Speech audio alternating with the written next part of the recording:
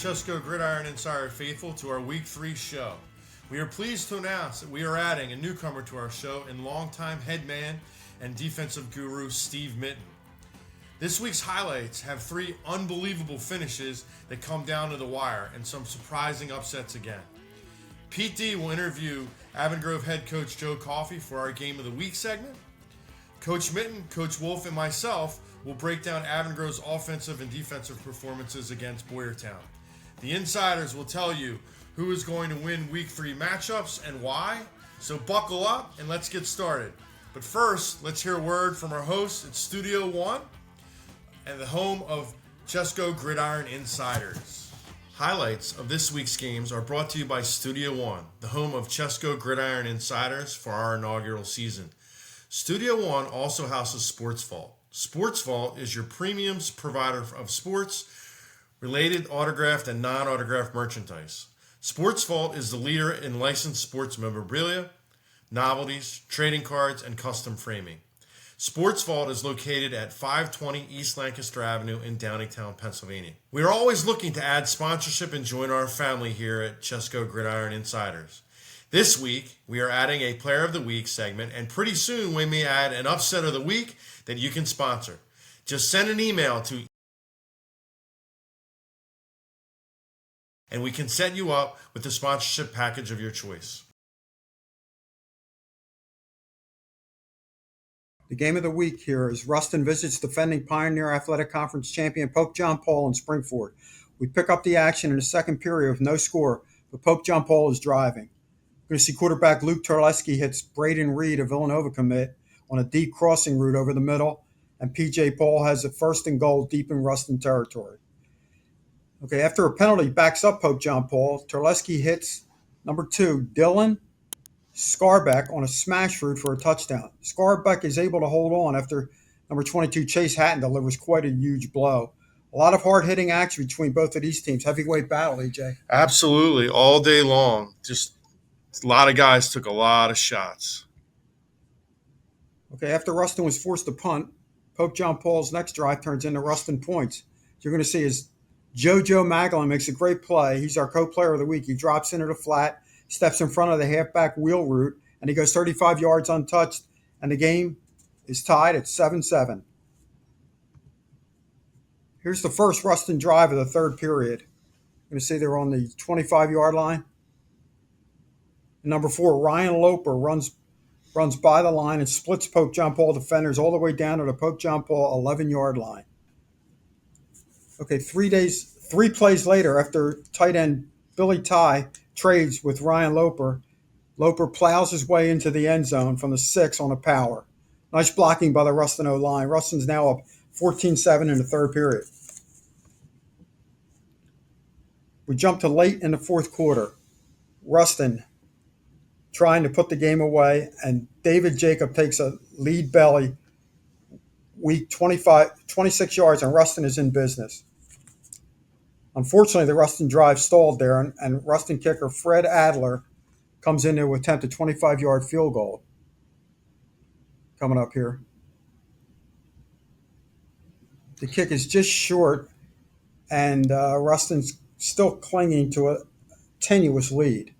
Right here, Pope John Paul quarterback Terleski connects with Braden Reed again on a blown coverage. You're going to see it coming up here. We were unable to pick this up. The camera crew missed it. So Braden Reed took it 74 yards for the touchdown.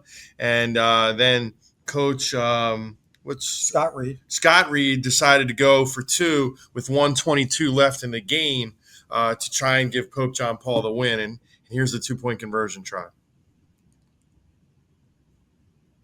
Here's Terleski rolling out.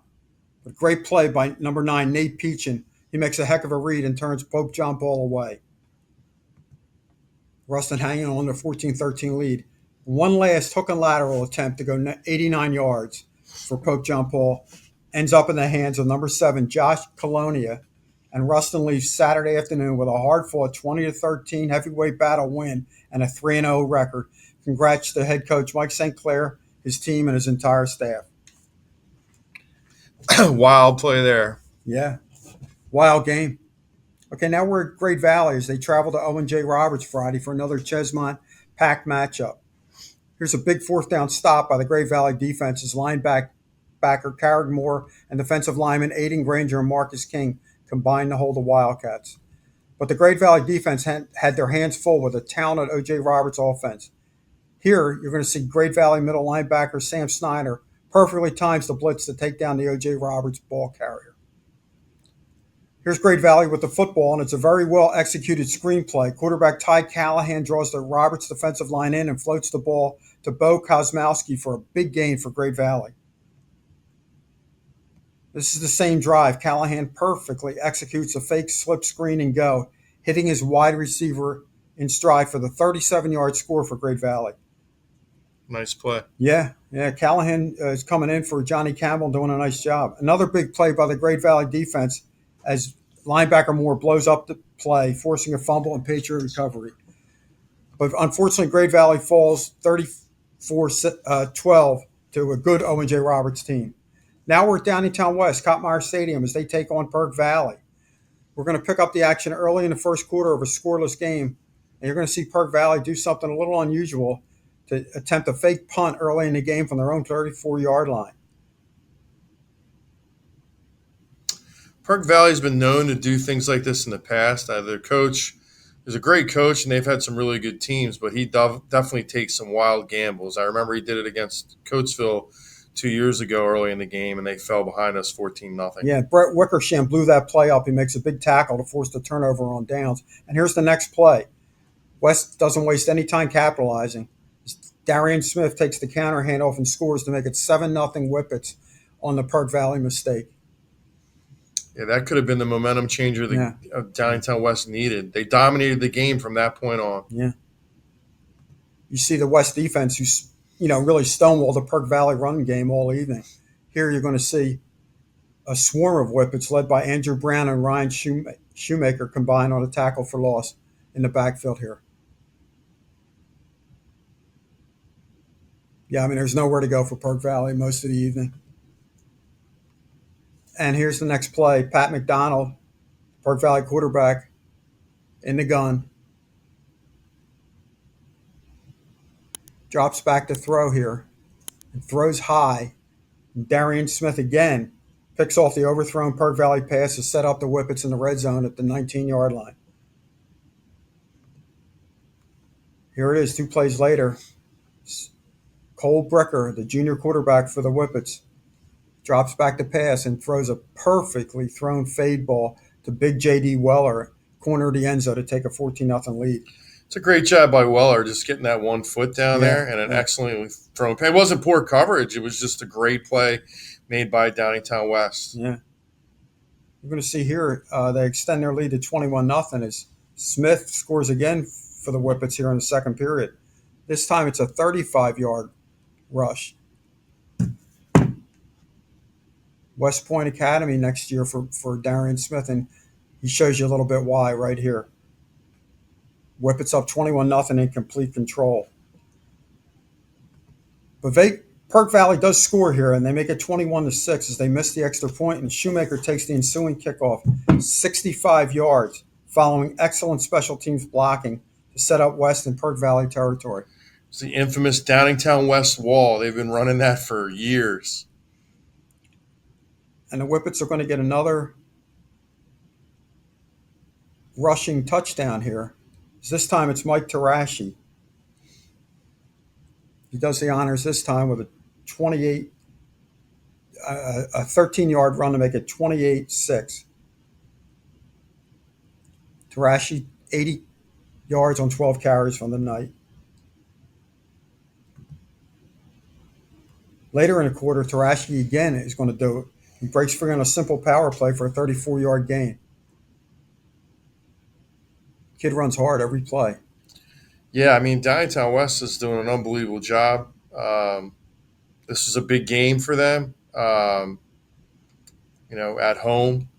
And looks to me like, if I had to re-pick all over again, Downingtown West would be the favorite for me in that division. Okay. Smith is going to close out the scoring by catching a 39-yard wheel route from Brecker and that's Smith's third touchdown of the game. Bricker was really effective here. He threw for 109 yards for the game, and he showed a lot of poise in the pocket. There's Smith wide open. And Darian Smith is our ChesCo Gridiron Insiders Player of the Week as West rolls 35-13 to improve to 3-0 on the season. Undefeated head coach Tom Klein and his staff had their squad playing well all three phases of the game. Now we're headed up to Pottstown for Unionville Pottstown highlights. Unionville's going to open the scoring very early in the game.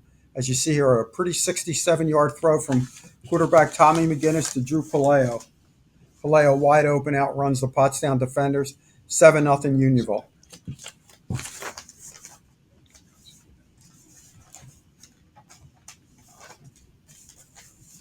Big 4th-and-1 stop at a Longhorn defense early in the game.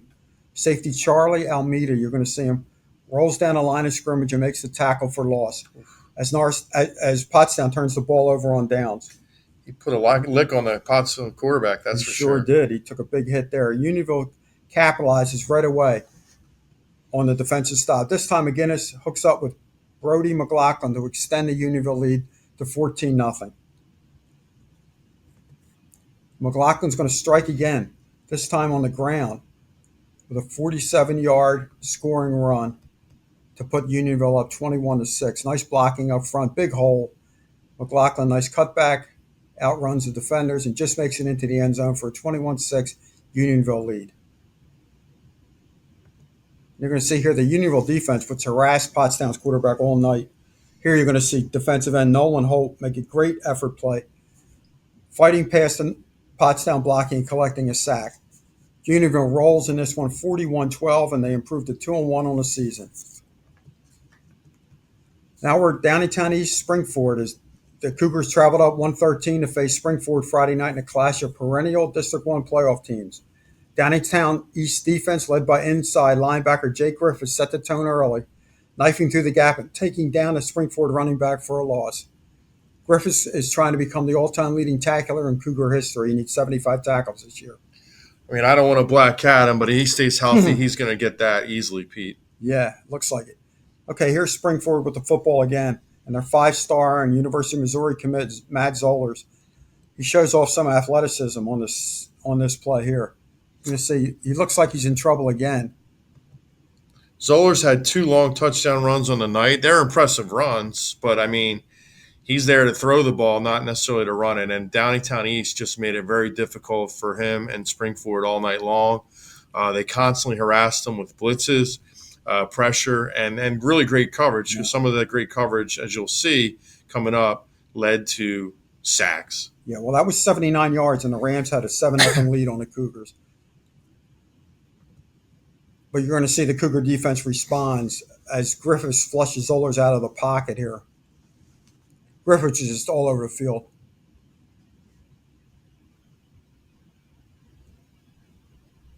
He flushes him out of the pocket here, and outside linebacker Logan Litwinko collects the sack for Downingtown East. Defensive coordinator Evan Breisblatt called a great game all night, out-coaching the Springford offense. Okay, down 14-0 and facing a 4th down deep in Springford territory, East quarterback Mason Ippolito, who had a nice game, makes a great back shoulder throw to Zach Lindsay. You're going to see this throw is perfectly placed. Lindsay adjusts to the ball and makes a great catch for a huge conversion. East would go on to score and cut the lead to 14-7. Outstanding throw and catch. Yeah, it was nice coverage. Yep, absolutely. Another big 4th down play by the Cougars. This time it's their defense again, led by John Marn, Caleb Akins, and Abraham Say, who combined to sack Zollers and end this Springford drive as all 3 pound the Missouri University recruit. I think Zollers got nicked up on this play when he gets up, or you see them picking him up. There was something with his leg. I really wasn't sure what it was, but maybe it played a major role to end this game here. Okay. Late in the game and down 14-10, the Cougars are on the march. Here's Ippolito under center. A lot of motion. I don't know if they weren't lined up in the right formation. Clearly they were not.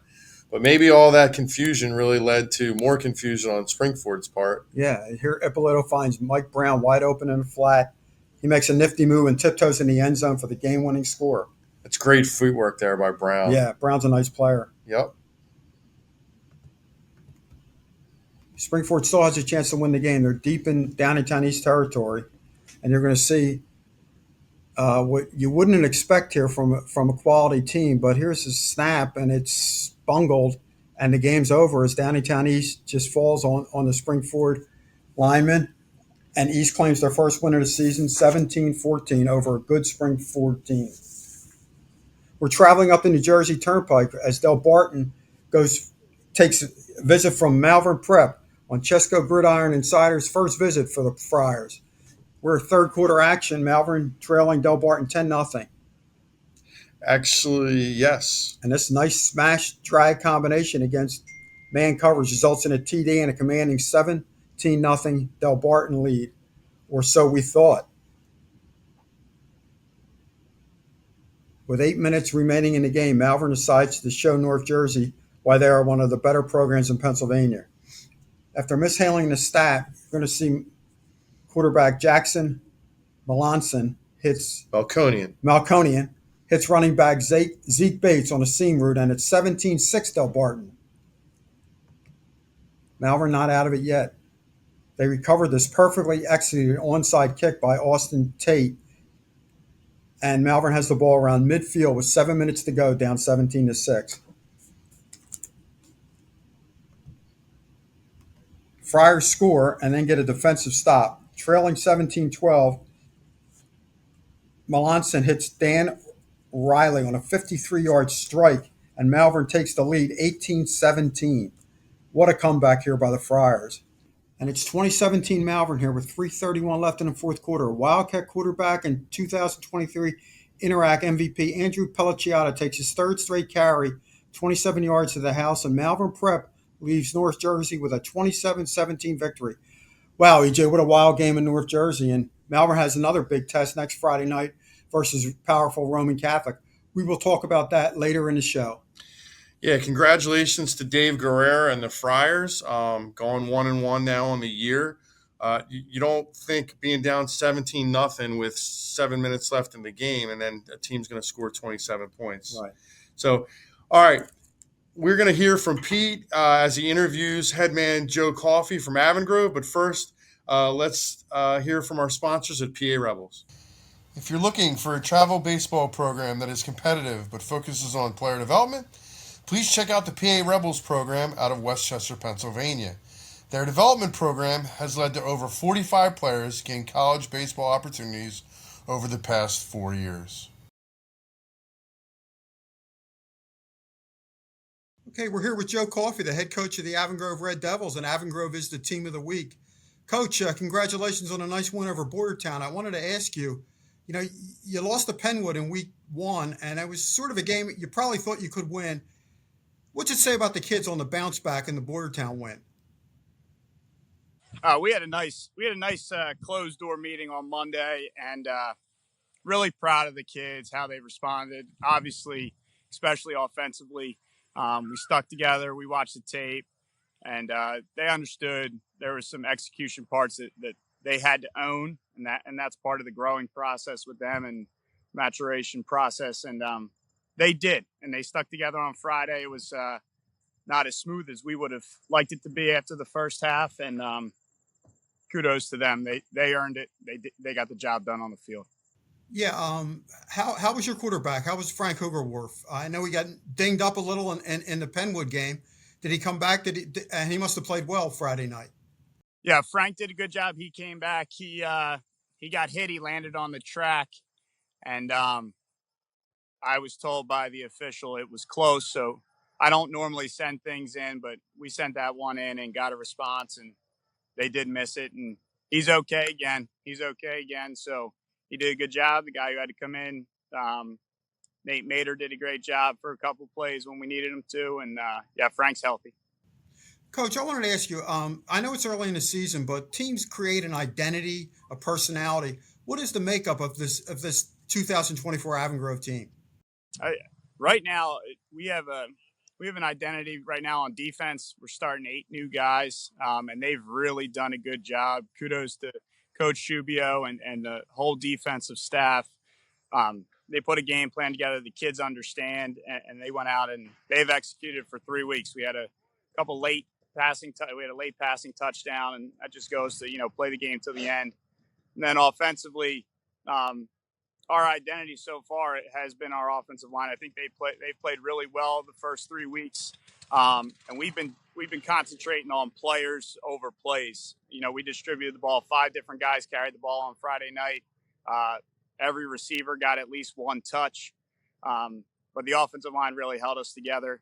And Frank did a good job distributing the ball. We got some things to clean up moving into some tougher weeks here. Okay, well, you're sitting at 2-1 here on the season. Well, you have a very tough opponent coming to West Grove Friday night. They're 3-0. They play really good defense. Talk about O&J a little bit. Yeah, O&J, they've been sound on defense since my times when we played them when Coach O'Neill was the head coach. They fly the football. Their DC is actually one of my close buddies, brother-in-laws. They do a really good job. So again, we're gonna build off of what we've done the first 3 weeks and kind of have some answers for to counter what we've been doing a little bit. Okay, well, best of luck to you Friday, Coach Coffey, and thank you for doing this for us. Absolutely. Thanks, Pete. Thanks for having me on, EJ. It's our pleasure.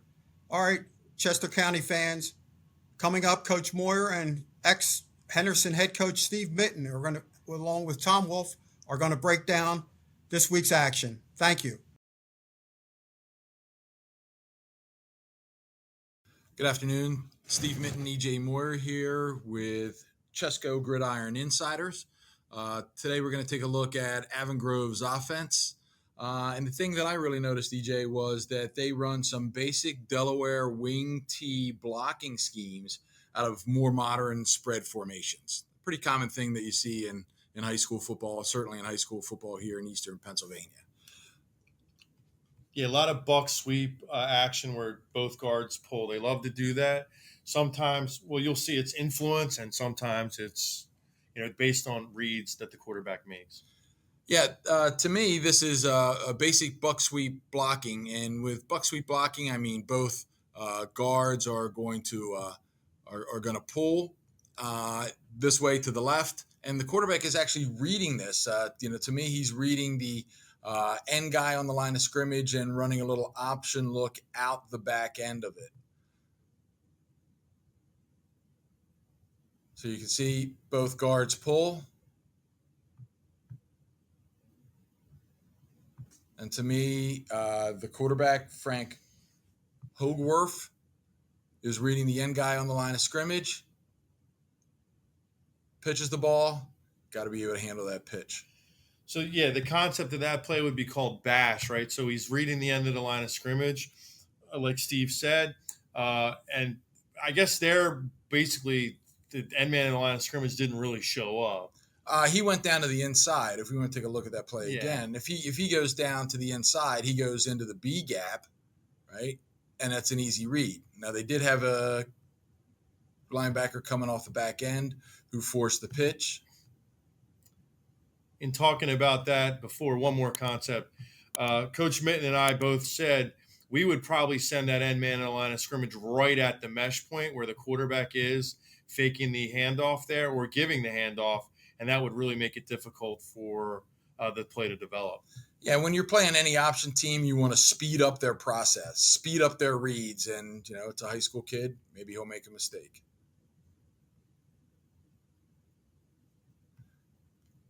Okay, big play here for Avon Grove, bootleg look. Smash concept. Now, for the smash concept, that means we have an inside receiver who's going to run what we used to call a corner route, a flag route, run to the flag, come to the inside, and force this safety to stay on a short route and throw with leverage right away, throw that flag route or corner route against the safety. Corner is up, safety is deep. That's a smash concept, very, very common. And Avon Grove's had a lot of success in the first couple of weeks of the season. I know they throw it to number 2 or number 3 Sebi Binstead. number 2, and he has scored a couple touchdowns with this. Today he gets caught, but I mean that's going to set up another touchdown. So this is a very, very successful concept for Avon Grove in their game planning. Yeah, see there, they even get the safety that's supposed to be playing his deep corner. Man, I don't think they're playing man to this. Get that safety who's supposed to be playing that deep half of the field, get him coming up, and leaves a guy wide open.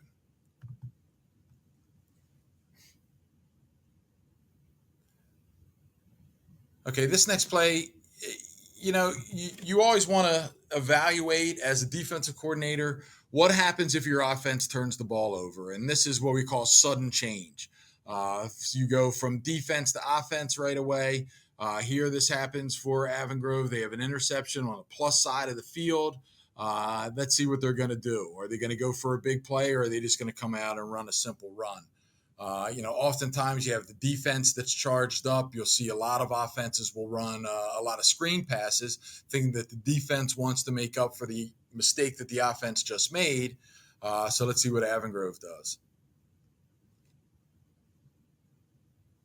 Avon Grove looks to run a wheel concept over there into their sideline. Actually has a guy open. He has it. But they get some pressure, and the Avon Grove quarterback, Hoganworth takes off and makes a big play, gets hit out of bounds. Coach Coffey, I think, talked about that in his interview with Pete. I believe that was the play that he sent in to the officials, and the officials agreed that they missed a call. That should have been a personal foul penalty. Here's another play again with that basic Delaware wing tee buck sweep blocking. Both guards are going to see pull towards the camera, and this time they're running a jet with it instead of running like an option out the back end. This time they're running a jet. All right, actually going the other way to their sideline. Sorry about that. Out of an empty look, out of a spread look, no backs, empty, 3 receivers to that side, into the boundary.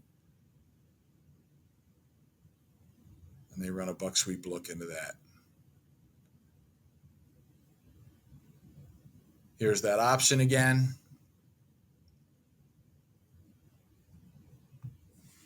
Not sure about this read. Coach Moore and I were just going over, is he reading it, or is that just a false pull to fool the linebackers? But there's that option look out of the backside. EJ, you want to go back and look at that other play? I think we're good. Let's throw it over to Coach Tom Wolf as he breaks down Avon Grove's defense. Thanks, Coach Mitten. Great job. Tom Wolf here for Chester County Gridiron Insiders, breaking down Avon Grove's defense. Avon Grove is led by defensive coordinator Shubio, and a couple things we're going to look at with these clips against Boyertown from Friday night. So Avon Grove plays a 5-man front led by big number 66, nose tackle Lucas Henning in the middle. He's a large young man, and he usually attracts a double team. Shubio likes to blitz, and here, inside linebacker Graham Picard, number 6, does a good job blitzing through the B gap. Outside linebacker number 0, Dylan Laganella, stunts underneath. Defensive tackle takes outside. Laganella goes underneath, and they force a sack by the Avon Grove defense. We'll let this run. You can see Picard sneaking through there. There's your stunt by Laganella. Picard blows up the play. Quarterbacks force a scramble, and Laganella cleans it up. Good job defensively. Next clip. Great read here by, again, linebacker Picard. It's just a basic off tackle where the fullback's going to kick. The guard's going to wrap through and try to block Picard, but Picard beats him to the block, beats him through the hole, and makes a nice tackle here. As we see this run, there's Picard, there's a pulling guard. You see he beats him to the spot, takes down the Boyertown running back, lets him know about it. Good job again by Picard.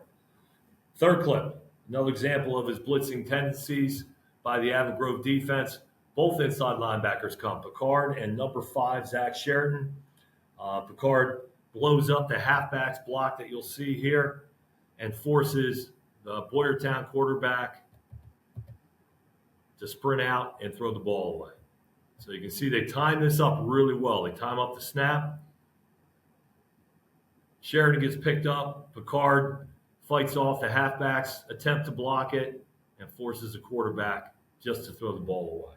Good job defensively there by the linebackers. Next clip. Good job here by number 11, cornerback Caden Cole. Run play by Boyertown. Cole's lined up outside the tight end, and he is responsible for containing any outside runs. He holds his ground. As we run this clip, you'll see he makes sure nothing is getting outside of him. Right there. Plays going inside. Inside linebacker Sheridan shuffles over nicely, defeats the block using his inside hand, and Sheridan and Cole combine for the tackle. Good fundamental football play by those two. Last clip I want to show you. I want to highlight strong safety number 4, Jason Matthews on this play. Boyertown's tight end is going to shift from right to left. So right now, before the shift, here's the strength of the formation. And Matthews, being the strong safety, is going to line up to that side. As the tight end shifts, Matthews shifts. And they recall the front, and now the strength is to the left. Matthews has outside contained run responsibility. He does a good job making sure nothing gets outside of him, and he knifes underneath and makes a nice tackle for loss. So good job by Jordan Matthews, number 4, a strong safety for the Avon Grove defense. So that's a quick look at Avon Grove's defense, again led by defensive coordinator Shubio. All right, welcome, ChesCo Inside followers, to Week 3 prediction segment. This is what everybody looks forward to. So last week, Week 2, we all went 11-2. And then overall, Tom is now 25-8, and Pete and myself are lagging behind at 24-9. So hopefully, we can catch a break in one of these next couple weeks and see if we can catapult past Tom here. Look at him gloat. Not catching it. All right, so we have some unanimous picks moving forward for Week 3. Let's start off with Avon Grove and Owen-J Roberts. Avon Grove coming off an impressive win last week, but Owen-J also coming off of a really impressive win over Great Valley. So I'm going to lean towards Owen-J. Tom? Owen-J, watched Owen-J beat up on Great Valley last week. They got some good-looking athletes on that team, and I look for big things from Owen-J. Yeah, I like Owen-J too. They have a veteran team, a lot of returning starters on both sides of the ball. Defense playing great right now. I like Owen-J over Avon Grove, yeah. PJP travels to Shanahan, and after watching the PJP Rustin game yesterday, PJP, we feel like should win that one handily. Downingtown East, Boyertown will travel into Downingtown East, and we all like Downingtown East to pretty much pound the ball on Boyertown, so they should win that one. Oxford will host Pottstown, and we like Oxford to get back on the winning side of things next week against Pottstown. Unionville, they're 2-1, playing some pretty good football after getting beat by a good Rustin team in Week 0. They'll take on a 3-0 Upper Perk team, and we also all like Unionville to move to 3-1 at home.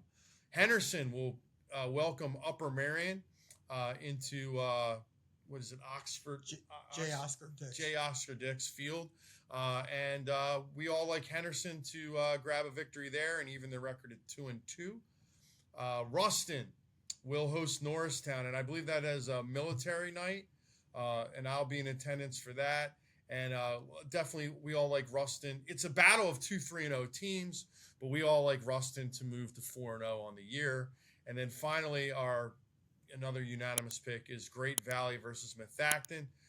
We all, even though Great Valley seems to be a little bit banged up, they'll be at home, and we all like them at home against Methacton. So before we move on to the bigger non-unanimous picks of the week, I'd like to, hey, Tom, I hear you have a book out about your 31 years of coaching. Now would probably be a great time to put in a plug for your coaching book. Yeah, so you guys know my background. I coached at Coatesville and Downingtown, which, neighborhood rivals for a long time since before I started coaching. And coaching at both places, a lot of good stories. So when I retired from coaching, that's one of the first things I did was try to get my thoughts on paper. And if you're interested in it, take a look at it. It's available on Amazon, and we'll put the link up for you.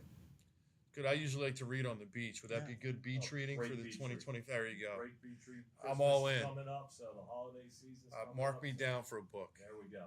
All right, back to picking.